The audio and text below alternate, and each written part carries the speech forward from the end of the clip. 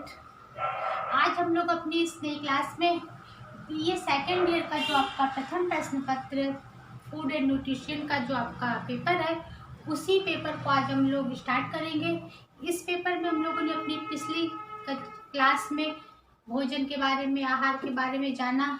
अब आपका आज का टॉपिक है भोजन का वर्गीकरण, यानी कि क्लासिफिकेशन ऑफ द फूड।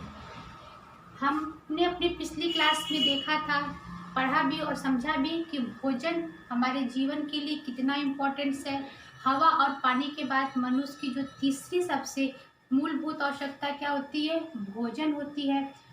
भोजन के द्वारा ही हमारे शरीर को ऊर्जा, शक्ति, वृद्धि, बीमारियों से लड़ने की ताकत, सब कुछ हमें भोजन से ही मिलता है। पिछली क्लास में हम लोगों ने देखा था कि भोजन क्या है, आहार क्या है, फिर भोजन के प्रकार क्या होते हैं, भोजन के कार्य क्या होते हैं। इन सभी चीज़ों को हम लोगों ने अपनी पिछली क्लास में पढ़ा। अब बात आती है कि भोजन का वर्गीकरण, यानी कि जो ये भोजन अपनी शरीर की वृद्धि के लिए, जीवन को चलाने के लिए इस भोजन को ग्रहण करते हैं या भोजन का उपयोग करते हैं, ये भोजन हमें अपने वातावरण में या अपने आसपास से कहाँ से मिलता है और किस प्रकार से ये भोजन हमें अपने लिए प्राप्त होता है। इस सारी चीज़ों को हम आज इसमें देखेंगे कि भोजन का वर्गीकरण, यानी कि कितने टाइप्स के भोजन होते हैं और वो किस किस प्रकार से हमें प्राप्त होते हैं और हमें मिलते हैं या प्रोवाइड होते हैं। तो देख लेते हैं भोजन का वर्गीकरण। आपके आहार एवं विज्ञान का जो पूरा डिपार्टमेंट है उसमें बताया गया है कि भोजन का वर्गीकरण 3 आधार पे किया गया है। मतलब इसका जो वर्गीकरण या क्लासिफिकेशन का बेस है, आधार है, वो 3 प्रकार के आधार पे भोजन को बांटा गया है कि इन क्षेत्र से हमें ये भोजन मिल सकता है। तो 3 क्षेत्रों में ही हमारे सारे भोजन की प्राप्ति हमें इन 3 क्षेत्रों से हो सकती है कि हमें ये तीनों क्षेत्रों से हमें भोजन मिलेगा। और क्योंकि हमारे भोजन कई प्रकार की चीज़ों से मिलते हैं, किसी एक चीज़ के खाने से तो हमारे शरीर की पूर्ति, पोषक तत्वों की पूर्ति होती नहीं है। हम अपने भोजन में विभिन्न प्रकार के आहार शामिल करते हैं, कुछ पशु जगत से, कुछ वनस्पति जगत से, कुछ इन सब से। उस सारी चीज़ों का हम लोग आज यहाँ पे डिस्कस करेंगे कि वो वर्गीकरण किस प्रकार से होता है। तो पहला आपका वर्गीकरण है भोजन का पोषक तत्वों के आधार पे। ठीक है, हमने 6 पोषक तत्व बताए, उन्हीं पोषक तत्वों के आधार पे जो हमारा वर्गीकरण होगा भोजन का वर्गीकरण। तो पहला आपका आ जाता है प्रोटीन। प्रोटीन, ठीक है, प्रोटीन। ये प्रोटीन पोषक तत्वों के आधार पे, तो प्रोटीन हमको किससे मिल जाता है? दूध, दही, मक्खन, दालें, फलियां, इन सारी चीज़ों से हमें क्या मिलता है? प्रोटीन मिलता है। तो भोजन का एक आधार क्या हो गया आपका? प्रोटीन। और प्रोटीन क्या है? वृद्धि निर्माणक और निर्माणकारी है ये। ठीक है, दूसरा आपका आ गया कार्बोज।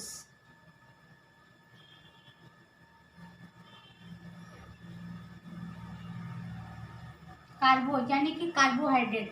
कार्बोहाइड्रेट हमको किससे मिल जाता है? आपको शुगर से, गन्ने से, और क्या कहते हैं, शहद से, जितने मोटे अनाज है, चावल, ज्वार, बाजरा, इन सब चीज़ों से हमें क्या मिल जाता है? कार्बोज। और ये हमें क्या देता है? हमें ये ऊर्जा प्रदान करता है। तीसरी चीज आपकी हो गई वसा। प्रोटीन की मात्रा शरीर में कितनी होनी चाहिए? 10 से 15%। ठीक है, कार्बोज 60 से 65% तक, और वसा आपका करीब 20% तक।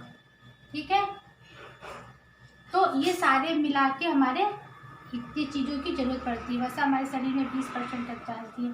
तो वसा किससे मिल जाएगा हमको?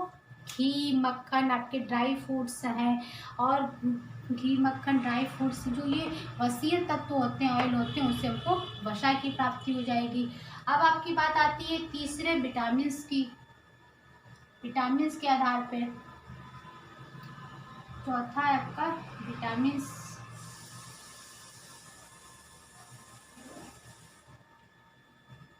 ठीक है, विटामिन से हमें कैलोरी ऊर्जा नहीं मिलती, लेकिन ये हमें सुरक्षात्मक तत्व प्रदान करते हैं। तो विटामिन 2 प्रकार के होते हैं, विटामिन जल में घुलनशील और वसा में घुलनशील।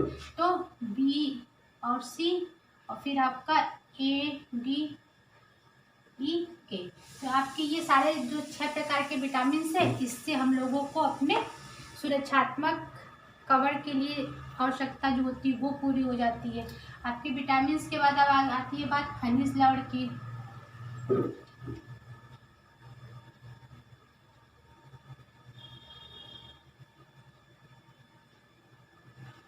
खनिज लवण, ठीक है, मिनरल्स, ये हमारे शरीर में कितने परसेंट पाए जाते हैं? 4% पाए जाते हैं। उनकी संख्या कितनी लगभग होती है? 24 होती है।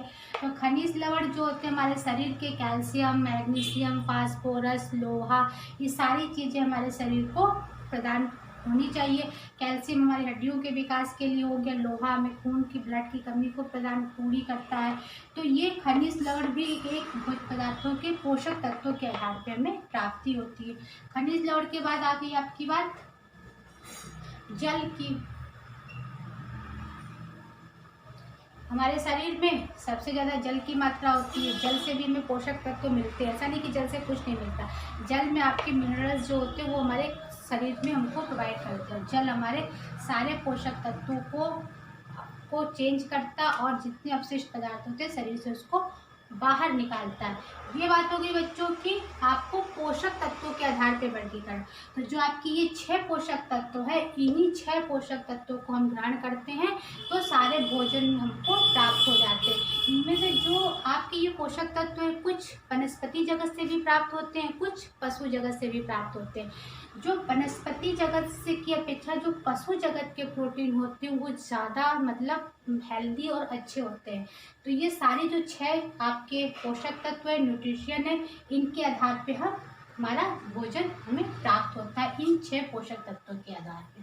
ठीक है, ये आपका पहला हो गया। अब दूसरा बात कर लेते हैं कार्य अनुसार कि भोजन का वर्गीकरण कैसे होता है। कार्य के अनुसार मतलब आपका भोजन कौन 6 पोषक तत्व है और 6 पोषक तत्व के अलग अलग कार्य होते हैं और उन कार्य के अकॉर्डिंग ही हम अपने भोजन को अपने आहार में शामिल करते हैं। तो पहला हो गया आपका निर्माणकारी भोजन। निर्माणकारी भोजन कौन होता है? निर्माणकारी भोजन बच्चों वो होता है जो हमारे शरीर को वृद्धि एवं विकास देता है। अब वृद्धि, मैंने पिछली कक्षा में बार बार इस चीज़ को बताया कि जो प्रोटीन हमारा होता है वो हमारा शरीर की आधारशिला होती है, यानी कि आधार स्तंभ कहा जाता है। जितनी भी हमारी हड्डियों का निर्माण, शरीर का निर्माण, तंतुओं का, बालों का, निर्माणकारी भोजन में प्रोटीन, निर्माणकारी भोजन में आपका क्या आ जाएगा बच्चों? प्रोटीन। ठीक है, प्रोटीन से हमें क्या, हमारे सारे विकास होते हैं, बालों के, दांतों के, आपके हड्डियों का, आपका जितना विकास सब होता है ये हमारे प्रोटीन से होता है। प्रोटीन डाइट को हम लोग अपने आहार में शामिल करते हैं। इसीलिए जब एक प्रेग्नेंट लेडी को अपने उसको एज के क्या कहते हैं वेट के हिसाब से अगर उसको 50 ग्राम प्रोटीन की आवश्यकता होती है तब हम उसको एक्स्ट्रा कितना दे देते हैं? 15%। ठीक है, 50 एक्स्ट्रा है, 50 को इसमें प्लस कर दो तो ये कितना हो गया आपका? 65 ग्राम। यानी कि उस प्रेग्नेंट लेडी को आपको 65 ग्राम प्रोटीन की आवश्यकता हो जाती है। क्यों? क्योंकि उस समय बच्चे के विकास में निर्माण हो रहा है, उसके सारे ऑर्गेन्स जो होते हैं बन रहे हैं, हड्डियों का विकास हो रहा है, हर चीज़ हो रहा है, तो वो चीज़ उस समय क्या हो जाती है? प्रोटीन की रिक्वायरमेंट बढ़ जाती है। तो प्रोटीन आपका क्या है? निर्माणकारी भोजन है। और किससे मिल जाता है आपको? दूध, दही, मांस, मछली, अंडा, सूखे मेवे, ड्राई फ्रूट्स, आपकी सब क्या है? प्रोटीन के रिच साधन होते हैं। ठीक है, अब बात आती है ऊर्जा प्रदान करने वाला। ऊर्जा प्रदान करने वाला भोज्य पदार्थ कौन सा होता है? ऊर्जा प्रदान करने वाला भोज्य पदार्थ आपका होता है कार्बोज।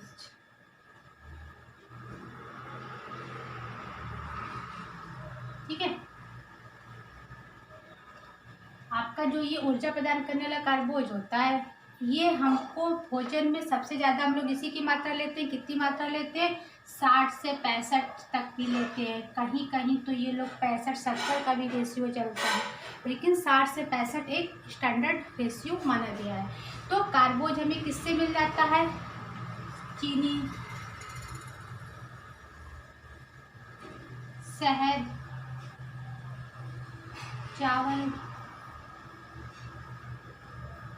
चावल, मोटे अनाज,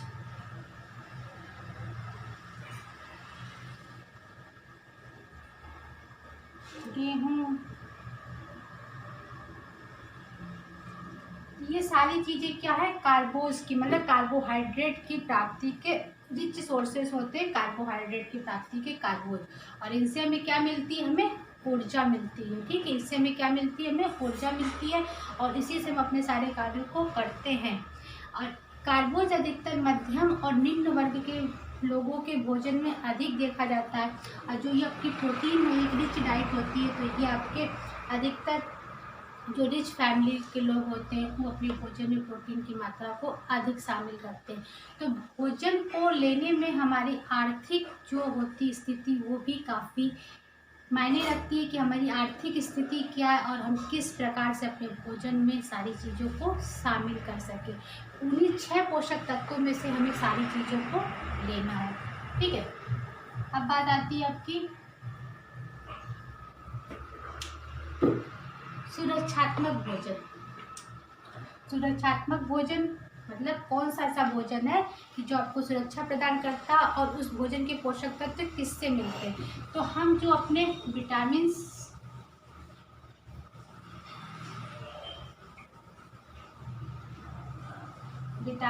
और आपका ये जो खनिज लवण है,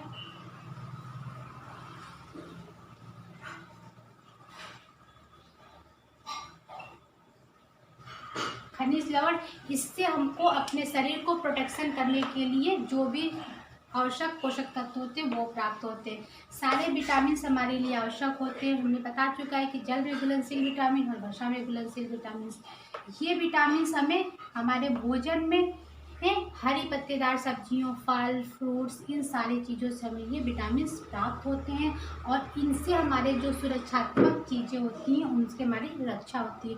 जैसे अगर हमारे शरीर में विटामिन डी की कमी होगी तो क्या होगा, हमारी हड्डियों के में प्रॉब्लम्स होंगी और ऑस्टियोपेलेसिया और ऑस्टियोमेलेसिया नामक हड्डियों के 2 रोग हो जाएंगे।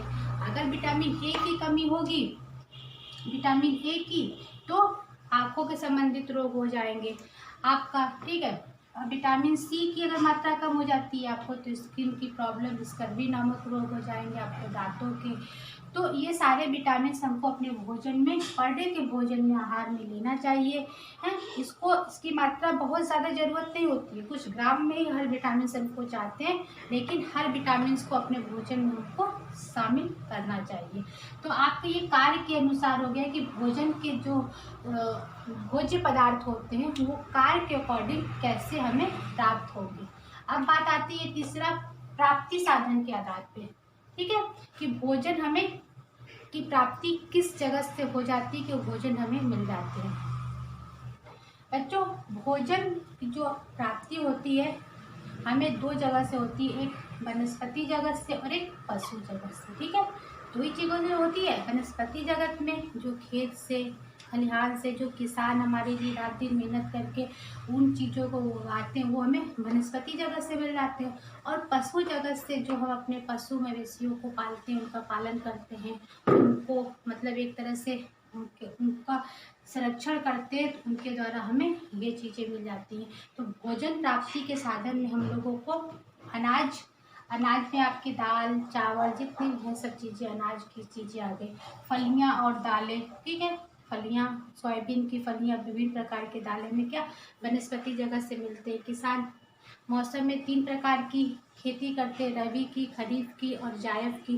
उन्हीं तीनों प्रकार की खेती से हमें ये सारी चीज़ें प्राप्त होती हैं। जो किसान भारतीय अर्थव्यवस्था की रीढ़ कहे जाते हैं, उनकी ही मेहनत होती है कि जो ये वनस्पति जगत से सारी चीज़ें हमें प्राप्त होती हैं, किसान की ही वजह से। सब्जियां, हर मौसम में अलग अलग सब्जियों की प्राप्ति होती है। सर्दियों में आपको जितनी हरी सब्जियां, पालक है, मेथी है, बथुआ, इनकी प्राप्ति हो जाएगी। गर्मियों में सब्जियां जो आती हैं, तरोई, बैगन, सब हरी सब्जियां, वो, लौकी, इन चीज़ों की। फल, हर मौसम के हिसाब से फलों की प्राप्ति हो जाती है। जैसे हम लोग अमरूद, इस सीजन के फल हो गए, गर्मियों में फलों का राजा आम हो गया, केला हो गया, ये सारे फल। अगर हम लोग विटामिन सी की बात करें तो अमरूद में प्रचुर मात्रा में विटामिन सी पाया जाता है। केला में आपको फास्फोरस की मात्रा बहुत ज़्यादा होती है। आम जो होता है विटामिन ए का एक अच्छा स्रोत होता है। और फिर जब गर्मियों में हम लोगों को वो खरीफ की उसमें की फसल में खरबूजे तरबूजे, तो उसमें जो हमारे प्रोटीन सोडियम की मात्रा और पानी की मात्रा को वो फल हमारे पूरे करते हैं। तो जो सीजनल फल होते हैं हमको अवश्य ही अपने आहार में शामिल करना चाहिए। सीजनल फलों को, ये हमारे शरीर में एक ही बार आवश्यकताओं को हमारे पूरी कर ही रहते हैं। मेवे, ड्राई फ्रूट्स आपके काजू किशमिश बादाम, जो बादाम आदमी आपका ओमेगा 3 और फिर ये सब सारी चीज़ों के लिए अच्छा होता है, दिमाग के लिए मस्तिष्क के लिए। किशमिश बादाम और चीनी जो आपका कार्बोहाइड्रेट का एक मेन साधन होता है। गन्ने को खेती के रूप में लेते हैं और गन्ने से हमारे क्या बनती है, हमारी चीनी बनती है। तो ये वनस्पति जगत से प्राप्त होने वाले हमारे भोज्य पदार्थ हैं। अब बात आती है पशु जगत से। ठीक है, पशु जगत से हम लोग गाय बकरी मुर्गी ये सब का पालन करते हैं। ग्रामीण क्षेत्रों में देखेंगे इनको पोल्ट्री फार्म होते हैं, गौशाला होती है, तो उन सारी चीज़ों को हम लोग करते हैं। तो उससे गाय भैंस बकरी सबसे को दूध मिल जाता है, मुर्गी और अगर अंडे मिल जाते हैं। मांस मछली के लिए हम लोग मांस के लिए आपको चिकन है मटन है, उस सब चीज़ों की वजह से हमको मांस की प्राप्ति होती है, जो ये प्रोटीन के एक रिच साधन हो जाते हैं। मछली, आपको मछलियों का भी पालन होता है, मत्स्य पालन जिसको नीली खेती के रूप में जाना जाता है। शहद, ये मधुमक्खी यहाँ अपना पालन करती है, इसका भी बड़े पैमाने पे एक पालन के रूप में शहद भी निकाला जाता है। शहद भी आपको कार्बोज की प्राप्ति का एक रिच सोर्स होता है। शहद एक ऐसी चीज़ होती है कि आजीवन ये कभी शहद खराब नहीं होती। अगर आप एक बार शहद को रखते हो, अपने यूज़ करते हो, शहद कभी खराब नहीं होती। और कार्बोज की प्राप्ति का, कार्बोहाइड्रेट की प्राप्ति का एक रिच साधन होता है। तो बच्चों, इस आज की क्लास में हम लोगों ने देखा कि भोजन का वर्गीकरण क्या होता है। अब भोजन किन 3 पोषक तत्वों 3 पार्ट में डिवाइड है, उनके तीनों के आधार पे हम किस प्रकार भोजन हमें प्राप्त होते हैं और उसको हम अपने आहार में शामिल करते हैं। तो आज की क्लास में बच्चों हम लोगों ने भोजन के वर्गीकरण को समझा और देखा। अब अपनी नई क्लास में हम लोग नेक्स्ट क्लास में कि भोजन के जो स्रोत होते हैं उनसे क्या क्या हमें प्राप्त होता है, किस चीज़ की प्राप्ति होती है, उन चीज़ों को डिस्कस करेंगे बच्चों। आज की क्लास के लिए इतना ही। अब नेक्स्ट क्लास में थैंक यू।